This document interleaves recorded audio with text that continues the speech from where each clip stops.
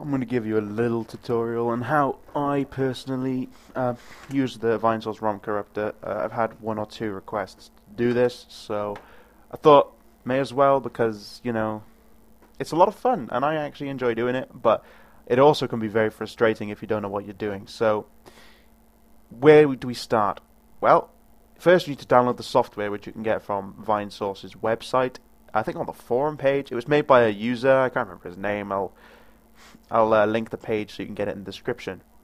In this video, personally, I'm going to be showing you how I do Super Nintendo corruptions, because that's pretty much all I've done, except for the Super Mario Bros. One. So, yeah, this is how I do my Super Nintendo corruptions. So first, what you want to do in Vinesauce Rom Corruptor software is at the top you'll see ROM directory. Now here you want to press these three little dots, which will open a browser. Now you want to search for your directory where you have saved these games. So mine personally is I'll find mine over here. I believe mine is saved in a weird folder, so I'm gonna go find it.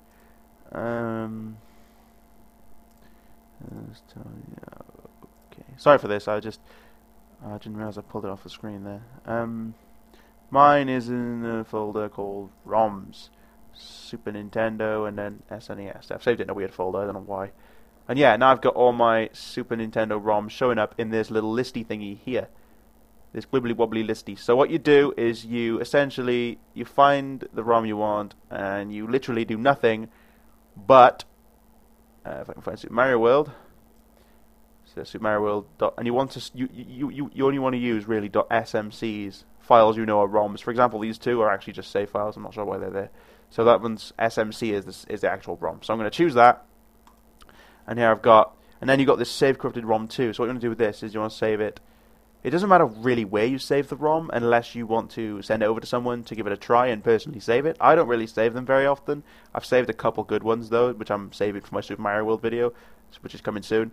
So with this corrupted ROM, what you've got to do is basically you've got to rename the file extension to the current ROM you're corrupting. So right now it's saving to .rom, which I'm not sure will run in my emulator. So I'm going to change it to .smc, which I know is a Super Nintendo format that can be read because it's the same as this one. Basically, you set it to the same as the file you're currently corrupting. So I've set mine to SMC. Overwrite file. You want to press that so you don't keep creating files in the folder because you'll have tons of them by the end. It's nice if you want to save them though, and you want to find the ones you save, but then they'll all be saved as corrupted ROM 1, 2, 3, 4, and it'll get confusing and it'll keep prompting you to overwrite. It's just a mess. So I just enable this by default so you don't have to deal with that. Emulator selection. Now this is important. I always choose run emulator after corrupting. This is a setting I will always choose because it's what I do and that's how I record. So what I do is when it says emulator to run here, you've got to press these three little dots to browse again. Essentially, you have to find where you've saved your Super Nintendo emulator. I personally use SNES 9X. I believe you can use any, but SNES 9X has never crashed on me. And I've got a lot of emulators that crash when I'm trying to record. This one personally doesn't. It's never crashed. That's why I do so many Super Nintendo ones, because it's such a competent piece of software that can deal with all this. I know they're not built to deal with this, but this is quite a good one, and I do like it. I'll link where you can get that in the description below, or above, or to the left or right, or wherever YouTube has decided to put it now, because they fucking keep changing YouTube. But anyway, that's a different video. What you do next now is, it should be fully configured. You should be able to press run, and the ROM should launch. Let's just test that and see if it actually does. Yep, there we go. It's completely out of the window, and I will try to adjust that right now. There we go. The ROM now runs. You can see. Great. It's all good. It's all good. So what you do now is you want to actually start corrupting it. And then every time you press run, the ROM will run corrupted, but you won't actually corrupt the actual ROM file, which is here. So this is a really cool thing. So you don't have to save and then run it like you have to with N64. But then N64 is a lot more complex, and I've only done 2 or 3. I've only managed to get Super Mario 64 to start 3 times out of like 50, so it's really hard to do. Super Mario World, on the other hand, pretty simple to do. So let me explain how all this works down here. This is what you enable to start corrupting. Now this is where it begins to get a little bit confusing. I'm just going to set this to default for the most part. So what is all this? Well, I'll explain it one by one. Start byte is essentially the byte you will start corrupting from. So for the most part, I will start from 0, but it depends. If the game's intro doesn't work, I tend to up it to about 1000. End byte is where you stop corrupting. If you press auto end, it automatically chooses the end of the ROM, so you corrupt every single. You will keep corrupting till you reach the end of the ROM. You don't have to do that. Obviously, this helps with certain formats. Next, you've got increments. This is the increment that these two go up and down in, like that, as you can see. And this allows you to obviously customize it essentially lets you customize this. So you can corrupt from 1,000, or you can change it to 1,500 and corrupt from 1,500, or even less if you wanted to. So that's how that works.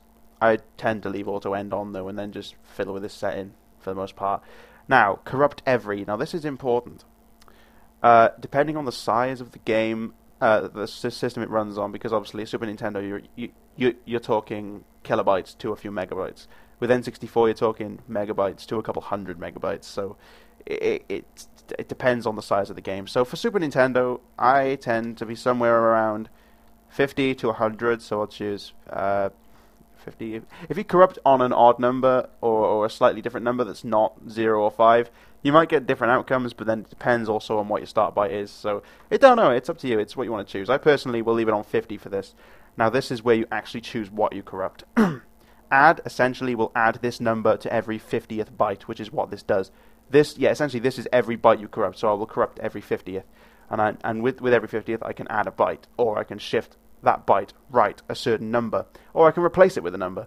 Now, add and shift right do work, but they take a lot more fiddling because the ROMs really don't like having things added to them. NES ROMs, though, actually work really well. So if you want to do... That's what I did with Super Mario Brothers to get like all the weird like F levels and stuff, was I was adding stuff to this, to this one here. So that's how I did that. And shifting right has never worked for me. It just never works. I've got it to work once with Super Mario Brothers, and I got some weird like level outcomes, which I believe I did actually show in my Super Mario Corruptions video. That's where I got that from. And replace. This is also a good one. This is where you... This is the main one I essentially use for most of my videos. But then sometimes these go stale, and I try to use these two as well. But replace is the one we're going to use now, just for this, because it's the most. It is by far the easiest, and it has the most it has the best possible chance of working. Enable NES jam protection. We're going to ignore this for now. All this does is essentially stops NES games from freezing. So yeah, it just makes the corruption less intense. Text replacement. We're going to ignore this. This lets you find words and replace them with other words, so you can replace Nintendo with fuck if you really wanted to. Color replacement. This allows you to replace NES color platelets. It also works with Super Nintendo, I believe, but I'm not going to do that. So, yeah. I'm going to start with replace. And now this lets you choose a byte, and you can replace that byte number with a different number. So I'm going to choose byte 4. I'm going to replace every 50th 4 with a 2. Now, this may not look like I'm changing much. You think every 50th, but that's not changing much, really. But that's actually enough. That's enough to cause some serious issues with the game. Sometimes with hilarious outcomes. So I'm going to turn my controller on right now and just have a look what happens when I run this. Okay. Let's go. Actually, nothing really has happened. Except it hasn't started. Okay, now this is another thing you'll come across quite a lot. It won't start. So I'll just press... So I'm not going to corrupt the intro. So it'll actually start this time, hopefully. Yeah, it actually started. It doesn't look good. But it is started. Okay, so let's just start. What?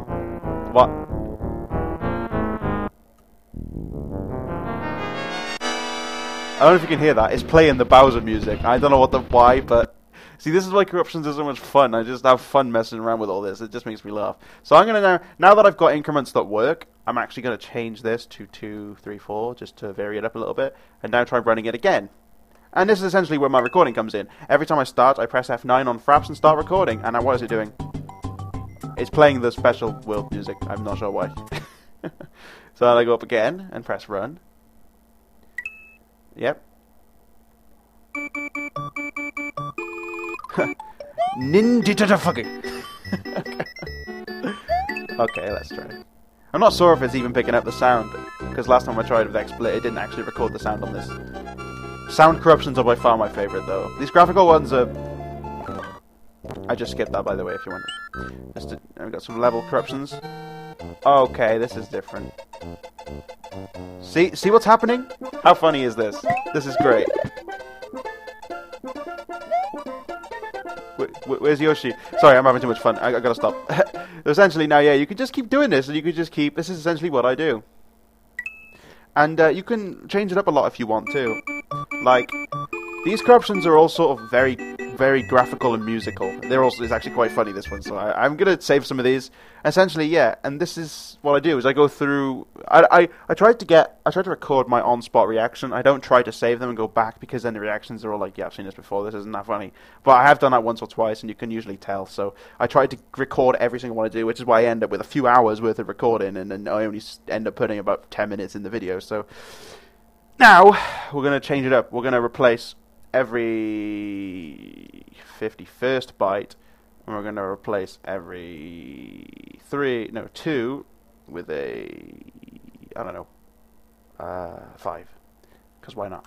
And now we'll try it again and see what happens this time.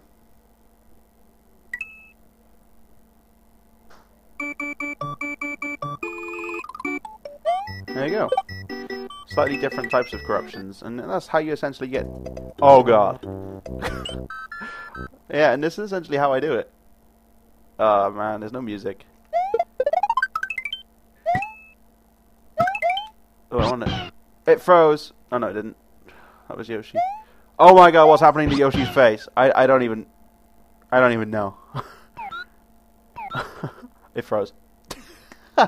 And yeah, there's the other thing that happens all the time is it will continuously freeze. There's nothing you can do about that, which is why a lot of my videos cut short before the gameplay even comes in, because it freezes. So yeah, I'm gonna try something different now. Replacing every 1 with a 0. This normally causes lots. Replacing stuff with zeros causes destructive properties.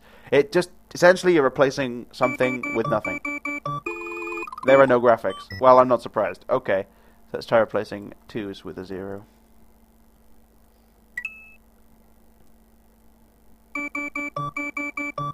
There we go. Now there's just stuff that's corrupted and missing, and then essentially it depends on oh shit! I don't know what happened there, but yeah. And essentially, but then there's something you need to know is that this doesn't work with every ROM. There are some ROMs that have better outcomes than others. Super Mario World I find seems to be one of my favorite because just weird shit happens all the time. But then let's try something that I know doesn't work very well. Super Mario World 2. Oh yeah, and if you want to change ROM, all you got to do is just press it and then press run, and it'll change the ROM. Like that. That's all I had to do. Easy. No, I don't even believe this will work because it never does. It always breaks before I get anywhere. And yeah, black screen. See, now you'll get this with a lot of ROMs, which is really unfortunate, and I have to very, very fine-tune it. That's why there's some that I simply can't do. I want to do, but I can't. See, now oh, it actually did start. There's no music. You see, now, normally it will just freeze, so I'll try and get into some gameplay, and... Oh, it actually did work. What? And then we get a black screen. So, yeah, see, there are some that don't work, and that's unfortunate, because there are some you could have a lot of fun with, like, what's this? Super Noah's Ark. You have a lot of fun with that, but Tetris Attack as well. I haven't actually tried Tetris Attack. I'm going to see if that actually works. I'm not sure if it's a type of game that doesn't work, but I think it's just... I think games with an FX chip that don't work very well, like, I think that's why Yoshi's Island doesn't work. Mario Kart surprisingly works quite well, but half the time it won't start, so... Where is Super Mario Kart? There it is. Let's try that. Actually did start. No video. See, now... That might be because I'm replacing with a 0. Shit, I forgot to change that. Change it back to a 6. See if that helps. Yeah, because 0 is... Yeah, there we go. Mario Kart does actually work quite well, surprisingly. Now, if... I'm going to just give one more piece of advice. If you want to change your emulator, you can do that quite easily by just changing the emulator. If you want to change your console, you're corrupting. So if you want to change to a Super Nintendo... No, to an NES... You will have to change to an NES emulator. I recommend Nestopia. What you'll also have to do is change your directory to where your NES ROMs are located. This is necessary because otherwise you'll just be trying to corrupt NES ROMs on a Super Nintendo emulator. Like that. And I have lots of them, so it'll take a while to load. But then what you have to do is, you see where it says Save Corrupted ROM 2? is you'll have to change this from .smc to a NES format. The SMC is Super Nintendo, so you want to change it to .NES like that, and then you can, because you see you got to save it to the same as this. So let's just try something, I don't know, fucking anything, something that someone has ever heard of. Come on, these games I don't even know. Super Mario Bros. Super Mario Bros. 1. I don't want the beta, I want the original. There we go. And yeah, I can just leave this corruption how it is now and just see how this works on Super Mario Bros. 1 with Nestopia. It will open a different emulator, and this one I can't actually resize. Oh no, I can resize it. I'm just an idiot. There we go. Okay. So yeah, I've corrupted this now in the same way that I haven't got any controller buttons synced on my controller, so I have to use my keyboard. How do I can't move. Well, you get the point. That's essentially how you change it and get them to run. So I'm just going to make... But obviously NES games can take more corruption because there's less bytes. I think. I don't know. So I'll put it on 10 and just see what happens. 10, yeah, like I said, yeah, 10's normally quite destructive.